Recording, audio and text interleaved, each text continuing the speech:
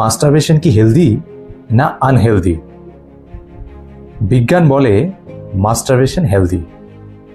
কারোর মনে sexual desire আসছে, সেই ডিজায়ারটাকে মিটিগেট করার জন্য কেউ যদি মাস্টারবেশন বা হস্তমৈথুন করে, সেটা সম্পূর্ণ নর্মাল। কিন্তু বিজ্ঞান তাও বলে, যদি কেউ অত্যধিক পরিমাণে মাস্টারবেট করে বা মাস্টারবেশন করার পর তার গিল্ট বা অনুতাপ হয়, ডিপ্রেশন হয়, তখন কিন্তু মাস্টারবেশন আনহেলদি হয়ে যায়। আরেকটা কন্ডিশনে মাস্টারবেশন আনহেলদি, সেটা হলো অবসেসিভ মাস্টারবেশন।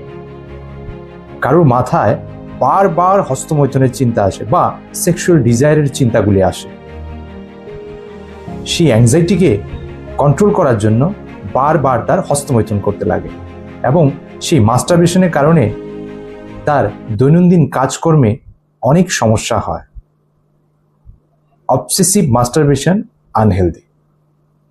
অন্যদিকে স্পিরিচুয়ালিটি বা আধ্যাত্মিকভাবে যদি আমরা মাস্টারবেশনকে এক্সপ্লেন করি, স্পিরিচুয়ালিটিতে কিন্তু মাস্টারবেশনকে নর্মাল ধরা হয় না। তারা কি বলে, তাদের মতে মাস্টারবেশন বা হস্তমৈথুন মেন্টাল ক্ল্যারিটি নষ্ট করে, অ্যাটেনশন কমিয়ে দেয়, ডিপ্রেশনের ঝুঁকি বাড়িয়ে দেয়।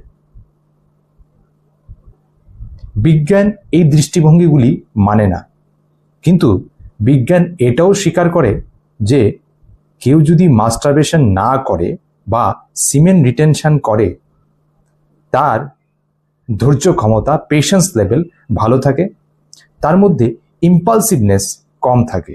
যে ইম্পালসিভনেস আজকের জেনারেশনের ছেলে মেয়েদের খুব বেশি। এখন প্রশ্ন হলো, সত্যিই কি মাস্টারবেশন হেলদি নাকি হেলদি না? ডিসিশন আপনার। ধন্যবাদ।